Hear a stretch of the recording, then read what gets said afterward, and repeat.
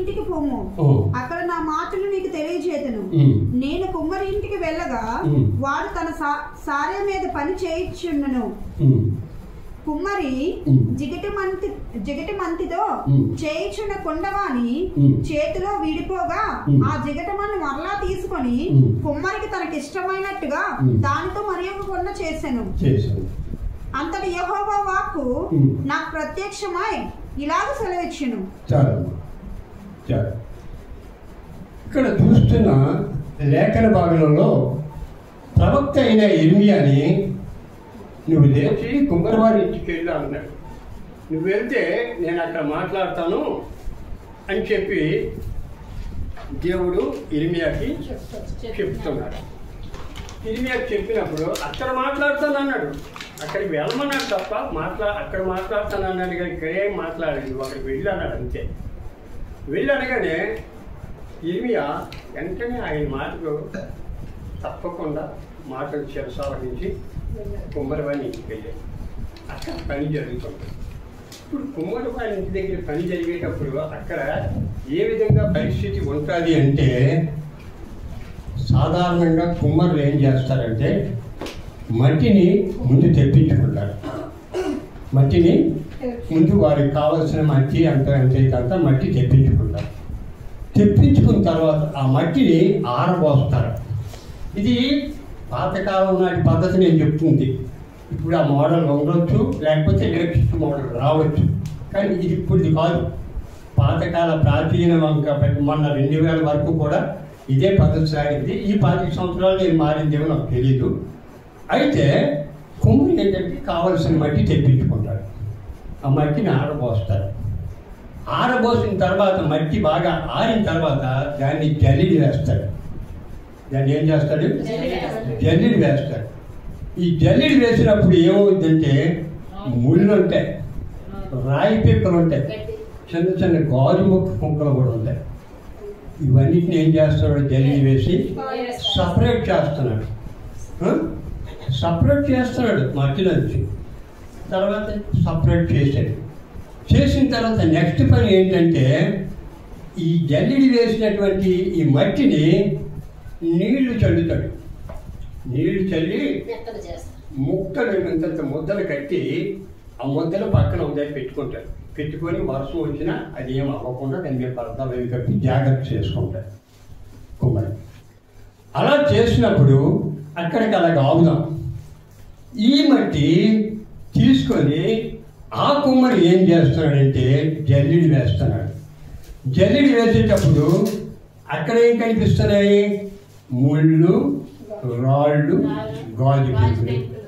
మనలో పరమ కుమ్మరి చూసినప్పుడు ఈ మట్టిని జల్లిడి వేసినప్పుడు మనలో ఏం కనిపిస్తున్నాయి? కొన్ని ఆయనకి ఇష్టం లేని కార్యాలు మనలో కనిపిస్తున్నాయి. కొన్ని అవి మన దృష్టికి ఇదే కదా అన్నట్టు ఉంటాయి, కానీ అదేనా చాలా అసహ్యమే.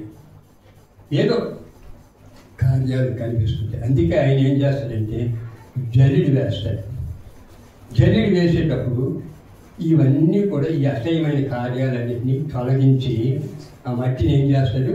ముందు శుభ్రపరుస్తాడు. ఈ మట్టిని ముందు శుభ్రపరుస్తాడు. పరమ కుమ్మరి శుభ్రపరుస్తాడు. ఈ లోక కుమ్మరి ఏం చేస్తాడంటే దాన్ని కొద్దిగా నీళ్ళు చల్లి ముద్దలు కట్టి దాన్ని పెట్టుకుంటాడు. ఎప్పుడు అవసరార్థం వాడుకుంటాడు. ఆ అవసరార్థం వాడే ముందు ఇంకోటి చేస్తాడు.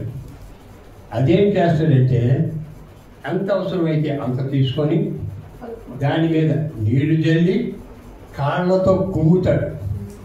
కాళ్ళతోని తొక్కుతాడు, కాళ్ళతో కుమ్ముతాడు. ఆ కుమ్మే సమయంలో చెమట కూడా అందులో పడవచ్చు.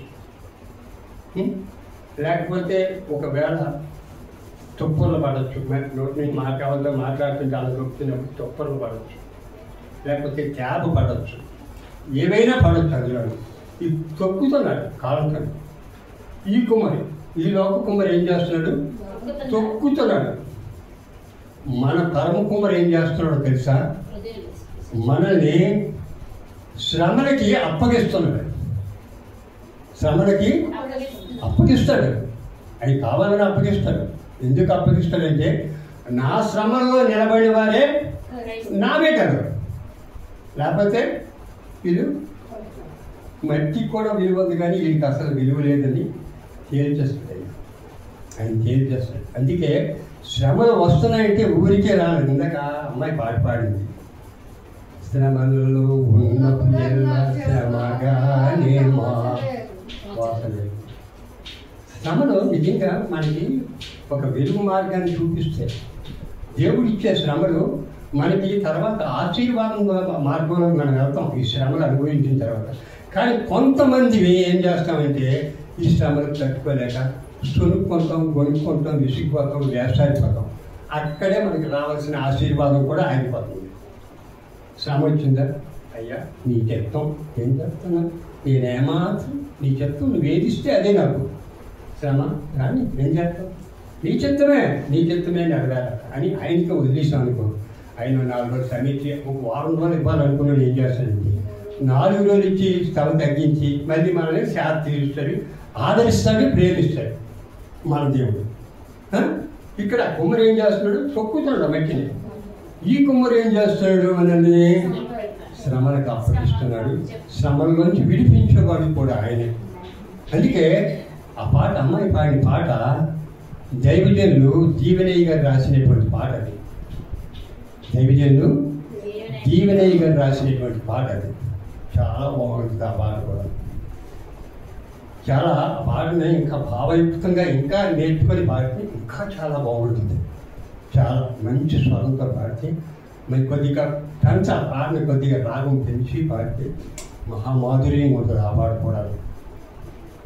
యేసయ్యా నీవే నాకు ఆధారము, నీ కృపయే నన్ను బలపరచే నిరంతరము. చాలా బాగుంది. అందుకే మనం ఇప్పుడు కూడా దేవుణ్ణి ఆయన శ్రమించినా స్థుతించాలా, సంతోషమందైనా స్థుతించాలా, కన్నీళ్ళలో ఉన్నైనా స్థుతించాలా, లేవలేని పరిస్థితుల్లో మంచం మీద ఉన్నప్పుడు కూడా ఆయన్ని స్థుతించాలి. పరమ కుమ్మరి ఆయన, పరమ కుమ్మరి. ఆ పరమ కుమ్మరికి అసాధ్యమైనది ఏది లేదు.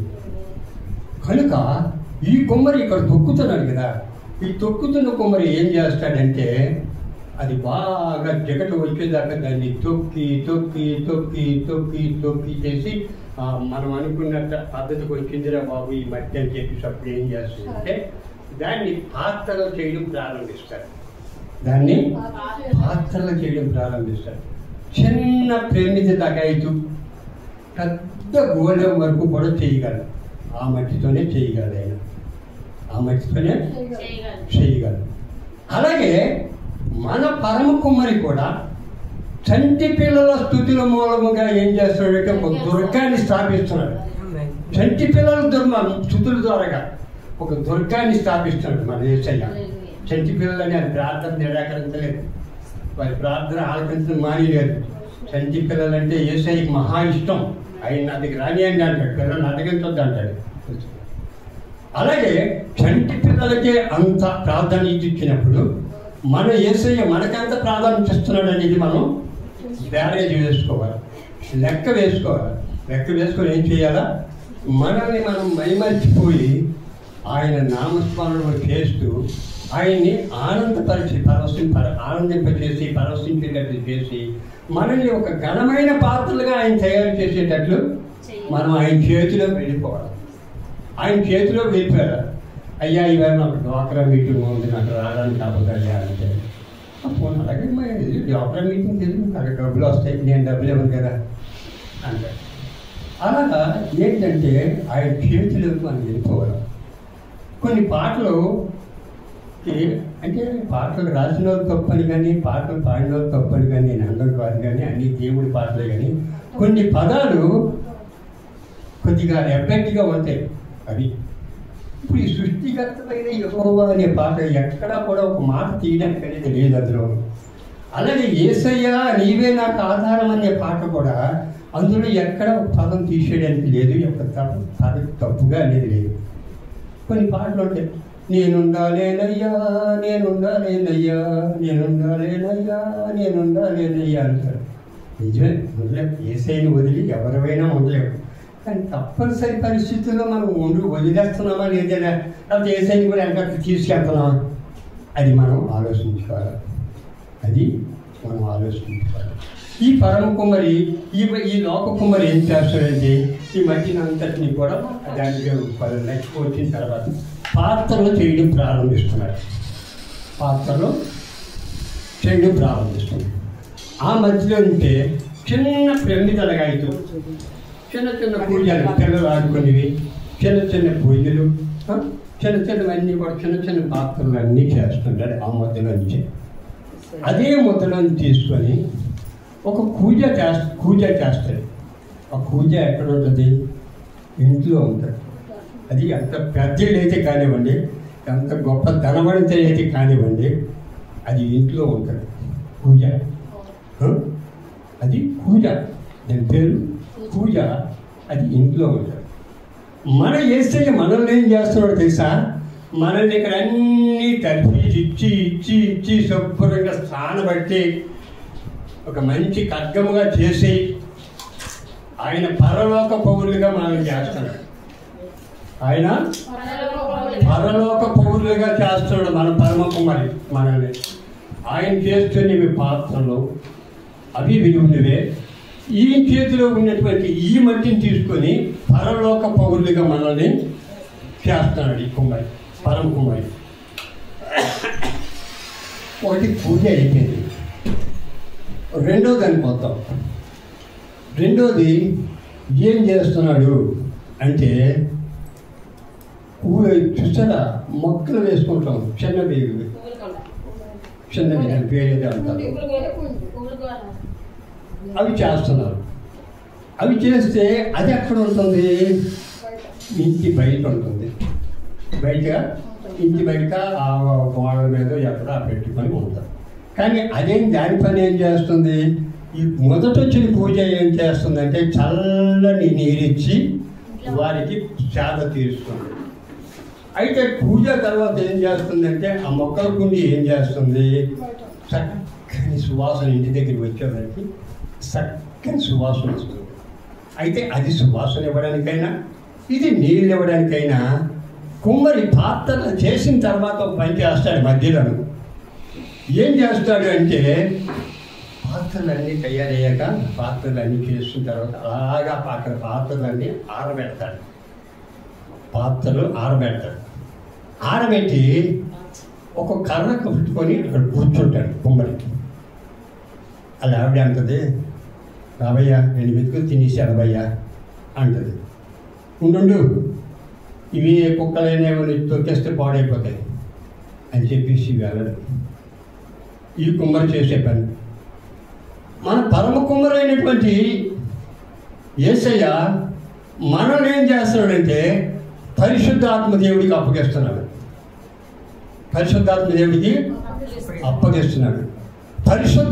దేవుడు వచ్చిన తర్వాత మనలో జరిగే క్రియ ఏంటంటే, మనలోనూ అసత్యం అన్నది లేకుండా ముందు దాన్ని తొలగిస్తాడు.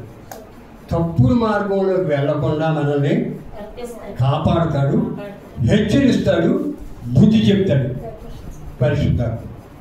అంతేకాకుండా తన ఆత్మచేత నింపి నువ్వు వెళ్ళిన చోటల్లో కూడా ఆయన కూడా నీతో ఉండి నీ సాక్ష్యాన్ని అక్కడ చెప్పు నీ సాక్ష్యం చెప్పు అని ఏం చేస్తాడంటే లోపల నుంచి గద్దిస్తాడు. నువ్వు చెప్పడానికి మొగపాటు పడినా సిగ్గుపడినా ఆయన లోపల నుంచి గద్దిస్తూనే ఉంటాడు. అది చెప్పాలి, మనం అది చెప్పాలి. ఇది అక్కడ ఆ పాత్రల్ని కాపుదలు కాస్తున్నాడు. కానీ తిండి దెబ్బలు కూడా చేసిన పాత్రలు పాడైపోకుండా అక్కడ ఆయన కాపు కాస్తున్నాడు. ఇక్కడ యేసయ్య ఏం చేస్తున్నాడంటే పరిశుద్ధాత్మ దేవుడికి అప్పగిస్తున్నాడు. ఎందుకంటే నా బిడ్డల్ని నువ్వు చివరి వరకు కాపాడవలసింది నువ్వే, నా బిడ్డల్ని అలంకరించవలసింది నువ్వే, నా బిడ్డలకి అన్నీ నేర్పించవలసింది నువ్వే అని చెప్పేసి పరిశుద్ధాత్ముడికి ఆయన యేసయ్య అప్పగిస్తున్నాడు. ఈ లోక కుమ్మరి ఈ విధంగా ఇక్కడ చేస్తున్నాడు, ఈ పరమ కుమ్మరి ఆ విధంగా అక్కడ చేసుకొని వస్తున్నాడు. అయితే మీకు మొక్కల కుండి ఏం చేస్తుంది? ఇంటి దగ్గర వచ్చేవాడికి సువాసన ఇస్తుంది. అదే ముద్దలోంచి ఒక గోళం చేస్తున్నాడు. ఆ గోళం ఎక్కడ ఉంటుంది? ఇంటి బయట ఉంటుంది, ఇంటి బయట ఉంటుంది. లోపల పెట్టేది గోళం, ఇంట్లో పెట్టేది గోళం. ఈ బయట ఉన్న గోళం ఏం చేస్తుందంటే అందులో నీళ్ళు నింపుతుంటారు. బయట నుంచి వచ్చేవాళ్ళు కాళ్ళు కట్టుకొని ఇంట్లోకి వెళ్తారు. బయట నుంచి వచ్చేవాళ్ళు కాళ్ళు కట్టుకొని వెళ్తారు. అయితే ఒకటి చల్లని నీరిచ్చి ప్రాణానికి సేద తీరుస్తుంది మొదటిది. రెండోది సువాసన ఇస్తుంది. రెండోది ఆ ముద్దలో తీసిన మట్టే సువాసన ఇస్తుంది ఆ పాత్ర. మరి మూడోది ఏం చేస్తుందంటే గోళం. ఈ గోళము ఇంటి బయటే ఉంటుంది. దానిలో నీళ్ళుంటే ఆ నీళ్ళు తీసి కాలు కొట్టుకోవడానికి అందులో నీళ్ళు వేస్తారు. ఆ రకంగా ఆ పాత్ర ఉపయోగపడుతుంది. ఇంకో పాత్ర కూడా ఉంది. ఆ పాత్రలో వెళ్ళే ముందు ఇక్కడ మనం పరమ కుమారి ఏం చేస్తున్నాడు అంటే పరిశుద్ధాత్మ అప్పగించాడు కదా. పరిశుద్ధాత్మకు అప్పగించిన తర్వాత పరిశుద్ధాత్ముడి పని పరిశుద్ధాత్ముడు చేస్తున్నాడు. తండ్రి కుడిపారసులో కూర్చొని మనందరి కొడుకు ఏం చేస్తున్నాడు? ఆయన విజ్ఞాపన చేస్తున్నాడు. ఏమని? అయ్యా నా బిడ్డ చూడయ్యా, నా బిడ్డ కన్నీరు కాస్తుందయ్యా, ఎంతో ఆపదలో ఉందయ్యా, నా బిడ్డకి సమస్య తీర్చేయ, సాయం చెయ్యయ్యా, సాయం చేయనా. అదిగో ఆ కుమారుడు అలా చేస్తున్నాడయ్యా, ఆ కుమారుడు సాయం చెయ్యయ్యా అనేసి ఇలాగ ఒక్కొక్కరి గురించి కూడా తండ్రికి రిక్వెస్ట్ చేస్తున్నాడు. అంటే ప్రార్థన, రిక్వెస్ట్ కాదు, విజ్ఞాపన ప్రార్థన చేస్తున్నాడు తండ్రికి. ఏసై పని ఏసై చేస్తున్నాడు, పరిశుద్ధాత్ముడు పరిశుద్ధాత్మ పని చేస్తున్నాడు. ఇక్కడ ఈ లోక కుమారు ఏం చేస్తున్నాడు? పాత్రలో చేస్తూనే ఉన్నాడు. ఆయన చేతిలోకి వెళ్ళిన తర్వాత ఆయన కూడా మనల్ని విడిచిపెట్టలేదు. ఆయన కూడా పాత్రలు చేస్తూనే ఉన్నాడు. ఏ పాత్రలు చేస్తున్నాడు? కొందరిని సువార్థికులుగా చేస్తున్నాడు, కొందరిని బోధకులుగా చేస్తున్నాడు, కొందరిని కాపరులుగా చేస్తున్నాడు. ఇలాగా 5 ఉన్నాయి. ఆ 5 విధాలుగా ఆ పరమ కుమారు ఏం చేస్తాడంటే ఆ విధంగా తీర్చిదిద్దుతున్నాడు. ఈ 5 కోణాలు వేరు, ఎవరి పని వాళ్ళదే. ఇందులో చేయి పెట్టడానికి ఏసై తెలియలేదు. కానీ ఏం చేస్తున్నారంటే కొంతమంది తెలిసిన వాళ్ళు ఉన్నారు, కొంతమంది తెలియని వాళ్ళు ఉన్నారు, అన్నీ ఒకటే అనేవాళ్ళు ఉన్నారు. ఆ విధంగా కొంత జరుగుతుంది. దాని విషయం వదిలేద్దాం. అయితే ఆ విధంగా ఆయన చేసుకొని వస్తున్నాడు పరమ కుమారి మనల్ని. అయితే ఈ కుమారి పాత్రలు చేసి తయారు చేస్తున్నాడు. ఆ మట్టి మొదలుంచి చేస్తున్నాడు. పాత్రలు చేస్తూ వస్తున్నాడు. పాత్రలు చేస్తూ వచ్చిన తర్వాత అక్కడికి 3 పాత్రలు అయ్యాయి. ఇంకొక పాత్ర ఉంది, అది మంచం కింద ఉంటుంది. దాని పేరేంటి చెప్తారండి? కోంపటి. మంచం కింద ఉంటుంది. అది దాని పని ఎప్పుడు అమ్మా? కుంపటి 3 విధాలుగా చెప్పచ్చు. చిన్నపిల్లలకి కాపడానికి ఒకటి. రెండోది ఎవరైనా వృద్ధుల్లాంటి వాళ్ళు ఇలాంటి ఉంటే ఇప్పుడు పెట్టుకొని అనుకోండి, అంతా జనరేషన్ మారిపోయింది కాబట్టి ఒకటి పెట్టుకొని, కానీ పాత చెప్తున్నాడు కాబట్టి మంచం కింద బాగా చలి అయినటువంటి వాళ్ళు, వృద్ధులైనటువంటి వాళ్ళు ఎవరైనా ఉంటే మంచం కింద పెట్టుకునేవాళ్ళు. 2. మూడోది ఇంట్లోనూ ఎవరైనా వ్యాధితోని కానీ బాధతోని కానీ ఎవరైనా లేవలేని పరిస్థితుల్లో మంచం మీద ఉన్నారనుకో, ఆయనకి డబ్బు వచ్చినా చేసినా చికాకు ఎక్కడ పడితే అక్కడ ఊసేస్తాడని చెప్పేసి ఆయన కొరకు కూడా ఆ కుంపటి ఉపయోగపడుతుంది. ఇప్పుడు చూడండి, ఈ లోక కుమారి 4 పాత్రలు చేశాడు. ఒకదానికి కొన్ని ఘనత మరొక దానికి లేదు, ఒకదానికి కొన్ని స్థాయి మరొక దానికి లేదు, ఒకదానికి ఒకటి డిఫరెంట్గా ఉంటుంది. అలాగే మనల్ని కూడా ఈ పరమ కుమారి ఏం చేస్తాడంటే కొందరిని ముందు చెప్పుకున్నాడు, సువార్థికులు, బోధకులు, కాపరులు, ఇంకా వీళ్ళు ఇంకొక 2 ఉన్నారు, వాళ్ళు తయారు చేశారు. అయితే ప్రవక్తలు ఇలాగా వీళ్ళు తయారు చేసిన తర్వాత వీళ్ళు ప్రవర్తన సరళి ఏ విధంగా ఉంటుందని చేసి విడిచిపెట్టడం. ఏ సేవకుడిని కూడా దేవుడు విడిచిపెట్టడు, చేస్తాడు. ఒక సేవకుడు అన్నాడట, నేను తుప్పు పట్టిపోయే కంటే అరిగిపోవడమే మంచిది అన్నాడట. నేను తుప్పు పట్టిపోవడం అంటే అరిగిపోవడమే మంచిది అన్నాడట. తుప్పు పట్టడం ఏంటి? రోగం వచ్చి మంచమే బొబ్బని ఏ పని చేయకుండా ఉండడం దేవుడి పని. అరిగిపోవడం అంటే దేవుడి కొరకు శ్రమించడం, ఆత్మలు సంపాదించడం, సంఘక్షేమం కోరుకోవడం, సంఘాభివృద్ధి చెందాలని ఆశపడడం, నా దేశం బాగుపడాలా, నా రాష్ట్రం బాగుపడాలా, నా పిల్లలందరూ క్షేమంగా ఉండాలా అని ఈ తపన కలిగినటువంటి వారు ఉన్నారు. అలాగే మన దేవుడు ఏం చేస్తాడంటే మనల్ని కూడా ఆ 4 విధాలుగా తీర్చిదిద్దాడు. విశ్వాసులే కానివ్వండి, విశ్వాసుల్లో కూడా 4 రకాలు ఉన్నారు. 4 రకాలు ఉన్నారు. ఎప్పుడు కూడా ఏక మనసు ఎవరిలో కూడా ఉండదు, ఏక మనస్సు ఉండదు, ఏక ఆత్మ ఉండదు. ఒకవేళ ఏక మనసు కానీ ఉన్నది అంటే అది ఒకే ఒక సమయంలో ఏక మనసు మనకు ఉంటుంది. అది ఎప్పుడు ఉంటుంది అంటే ఆరాధనలో ఉంటుంది. దేవుని ఆరాధన, స్తుతి ఆరాధన చేసుకుంటాం కదా, ఆ ఆరాధనలో ఒక్క స్వరముగా ఉండాలి. నేను వెనక్కి మీరు ముందుకి వస్తే కుదరదు. ఒకే స్వరం, ఏక స్వరం, ఏక మనసు, ఏక ఆత్మ, ఇలాగ కలిసి పనిచేయాలన్నమాట. కలిసి పనిచేస్తే దేవుడు ఎంతో తన్మయత్వం అయిపోయి ఆనందపడతాడు. దేవుడిని ఆనందపరచాలి. ఆ పరమ కుమ్మరిని మనం ఆనందపరిస్తే మనల్ని ఏం చేస్తాడంటే ఒక ఘనమైన పాత్రలుగా చేస్తాడు. లేదంటే ఆయన ఇచ్చిన వాటిని వాడుకోకుండా, ఆయన ఇచ్చిన వాటిని మనం ఏమీ పట్టించుకోకుండా ఉన్నామనుకో, మనం ముందు చూసాం కదా, గోలెం ఒకటి, కుంపట ఒకటి ఉన్నాయి కదా, అలా ఉంటుంది అన్నమాట పరిస్థితి. ఆ విధంగా ఉంటుంది. అందుకే ఇక్కడ 2 ఘనమైనవి. ఒకటి దాహార్తి తీర్చేది, రెండోది సువాసన ఇచ్చేది. 2 మంచివి, మంచి పాత్రలుగా చేశాడు. ఆ కుమ్మరి ఆ ముద్దలోంచి అందులోంచి తీసాడు. ఆయన వేరే ముద్ద తీయలేదు, అందులోంచి.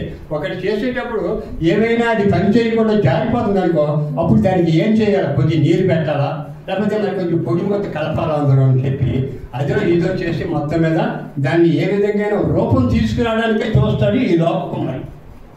ఆగిపోడు, అక్కడితో ఆగిపోడు. అలాగే పరమ కుమ్మరి కూడా తనకు కావలసినటువంటి వస్తువు తయారైందాక కూడా మన ఎడల ఎంతో కృప చూపించి మనం ఆయన దారిలోంచి తొలగిపోతున్నప్పటికీ కూడా సేవకుల ద్వారాగానో, విశ్వాసం ద్వారాగానో, ఎవరి ద్వారాగానో మనకి వర్తమానం పంపించి మనతో మాట్లాడిస్తాడు. మనతో మాట్లాడి తిరిగి మనలో కలాలా, నా బిడ్డ తప్పిపోకూడదు, నా బిడ్డ నాతోనే ఉండాలా, నాలో జీవించాలా అని చెప్పి ఒక మంచి పాత్రగా, యోగ్యమైన పాత్రగా తయారవ్వాలని దేవుడి మన పరమ కుమారి ఆశిస్తాడు, ఆశించినాడు, అతి విధంగా చేస్తాడు కూడా. ఆ విధంగా చేస్తాడు. దీవెనయ్య గారు సాక్ష్యం అయితే ఆయన తల్లికి 11వ సంతానం. ఆయన 10 మంది మగపిల్లలు ఉన్నారు. తండ్రి పట్టించుకోడు, తాగుపోదు, పట్టించుకోడు. తల్లి అనుకుందట, ఇంకా నాకు ఎందుకు, ఇంతమంది పిల్లలు ఉన్నారు, ఎందుకు ఇంకా నాకు ఈ కాన్పు ఎందుకు అనేసి అభ్యాసం చేసుకుందామని హాస్పిటల్కి వెళ్ళిందట. హాస్పిటల్కి వెళ్తే డాక్టర్లు అన్నారట, అమ్మ అభ్యాసం చేసుకోవచ్చు, నీ ప్రాణాన్ని ఉప్పు వద్దమ్మా, నీ పని అవ్వదని సరే. ఏంటి ప్రభు అని చెప్పి ప్రార్థన చేస్తే, నువ్వు అభ్యాసం చేయించుకుంటే నేను ఒప్పుకోను, నీ గర్భంలోంచి ఒక దైవజనుడు రాబోతున్నాడు, నీ గర్భంలోంచి ఒక దైవజనుడు రాబోతున్నాడు, ఆ మీరు అభ్యాసం చేయించుకొని వీలు లేదని చెప్పి దేవుడు గద్దించాడు.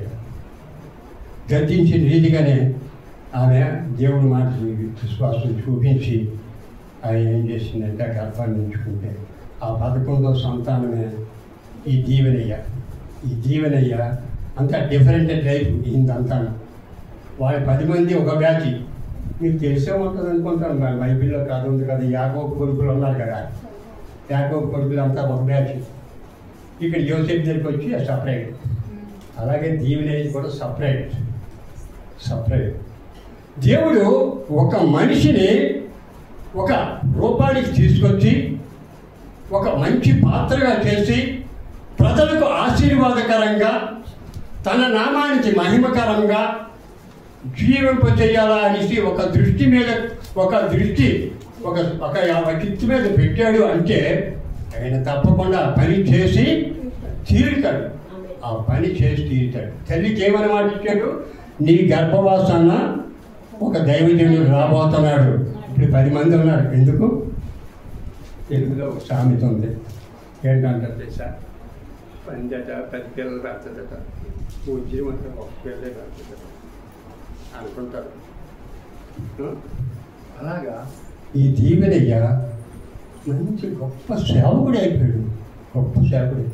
ఎన్ని పాటలు అతని సేవ, అతని పరిచర్య ఎంత చక్కని. అంటే దేవుడు ఆ విధంగా మార్చుకున్నాడు, అతన్ని ఆ రూపంగా చేసుకున్నాడు, ఆ పాత్రగా తను చేసుకున్నాడు.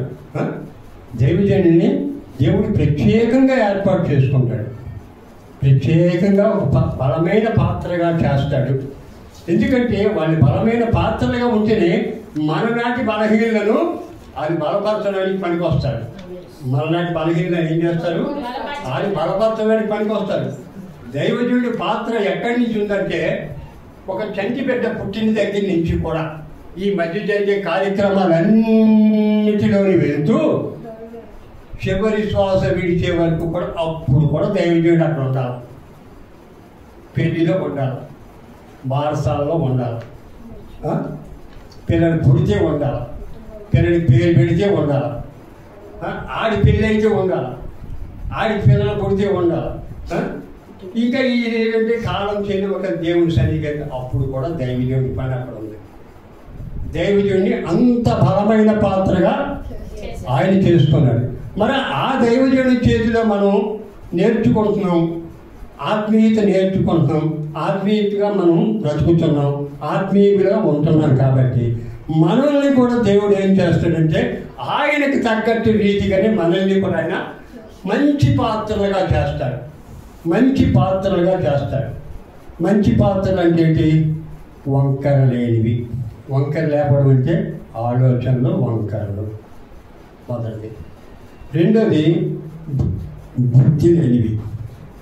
బుద్ధి ఎవరికి ఉండదంటే అర్జెంటుగా అయిపోవాలన్నది బుద్ధి ఉండదండి.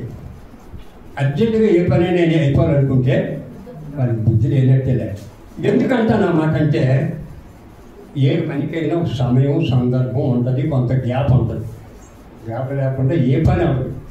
వాళ్ళకి అర్జెంటుగా అయిపోవాలంటారే వాళ్ళకి బుద్ధి లేదు. మనం ఎప్పుడు ప్రారంభిస్తున్నాం, ఇది ఎప్పుడు కావాలా ఏంటి అని చెప్పి ఒక ఆలోచన జ్ఞానం ఉండదు, వాళ్ళకి బుద్ధి లేదు. మరొక బ్యాచ్ ఉంటుంది, ఇది మాకు తెలిసిందే, చిన్నప్పటి నుంచి మేము అంటున్నాం, మాకు తెలియందా అనేసి నవ్వుకుంటారు. వాక్యాన్ని అపహాస్యం చేస్తారు. అపహాసకులు వాళ్ళు అదొక బ్యాచ్. ఇంకో బ్యాచ్ కూడా ఉంది, ఏంటంటే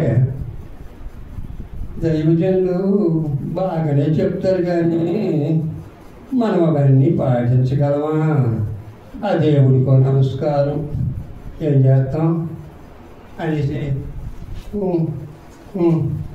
మూలికపడి మందిరంకి వచ్చిన తర్వాత మూల అక్కడ కూర్చొని కునుకుతూ ఉంటారు.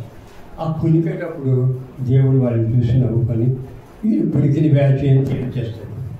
వీళ్ళకి మెరుగు కలిగిన ఆత్మ లేదు, వీళ్ళకి మెరుగు లేదు. ఇలాగా ఇన్ని విధాలుగా దేవుడు ఒక్కొక్కరిని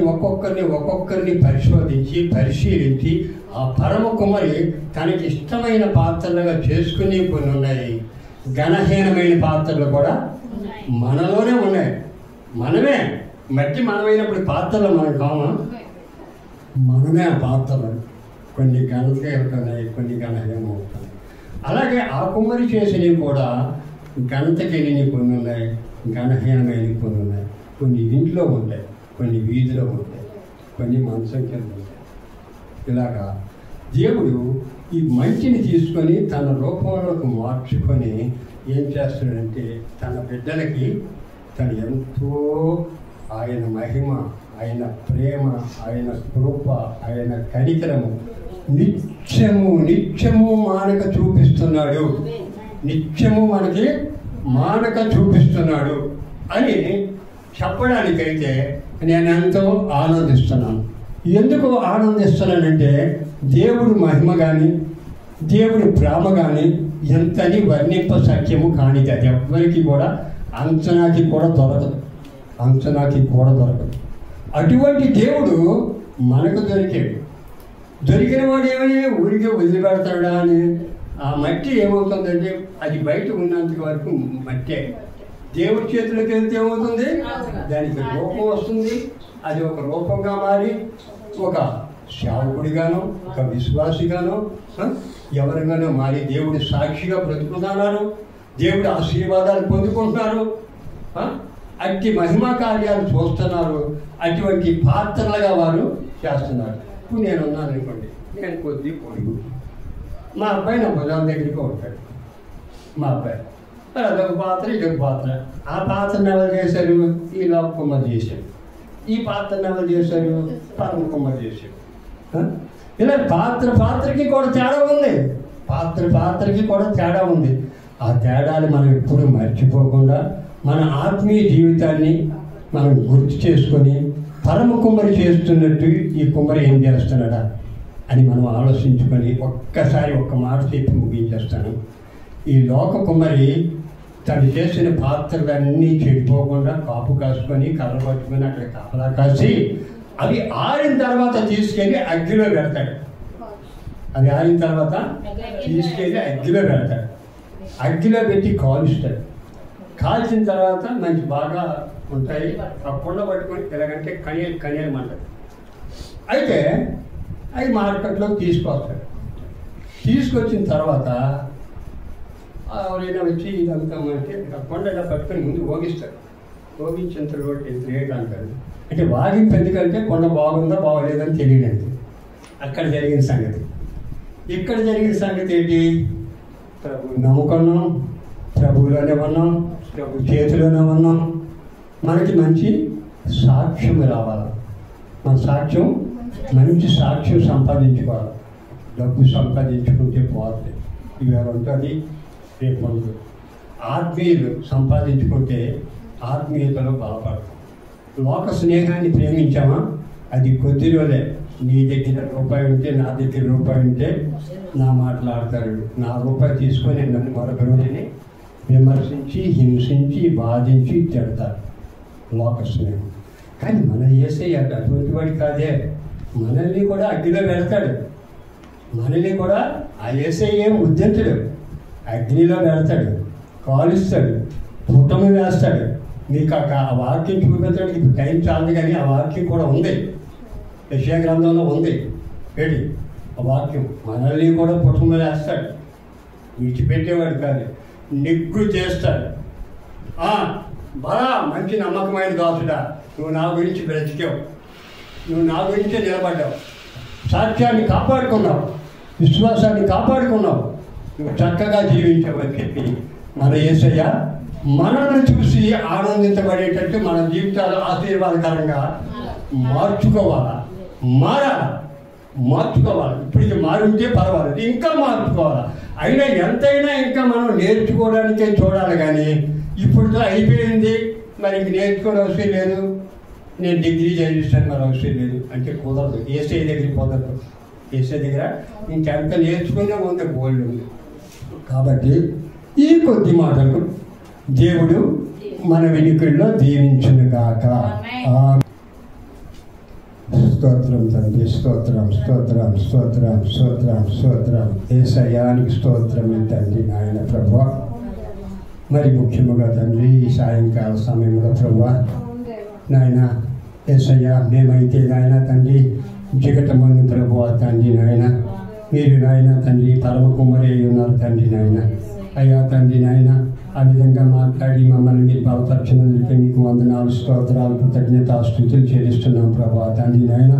నాయన తండ్రి నాయన యేసయ్య, మమ్మల్ని అందరినీ మీకు అప్పగిస్తున్నాం తండ్రి నాయన.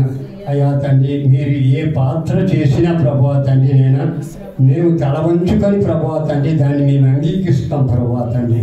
మీకు నచ్చిన రీతిలో ప్రభువా తండ్రి నాయన మీరు మమ్మల్ని మలుచుకోండి తండ్రి, మీ చేతులకు మమ్మల్ని తీసుకోండి ప్రభువా, ఆ విధంగా మలుచుకోండి తండ్రి అని మమ్మల్ని మీ కృపాహస్తాలకు అప్పగించుకుంటూ నాయన ఈ మాటలన్నీ ప్రభువా తండ్రి నాయన తండ్రి బిడ్డల హృదయాల్లో నీరు కట్టి ఫలింపజేయమని మీ కృపాహస్తాలకు అప్పగించుకుంటూ ప్రార్థన మీ తరమును చేర్చుకోండి తండ్రి అని యేసయ్య నామం పేరిట ప్రార్థించి అడుగుతున్నాను మా పరమ తండ్రి. ఆమేన్, ఆమేన్.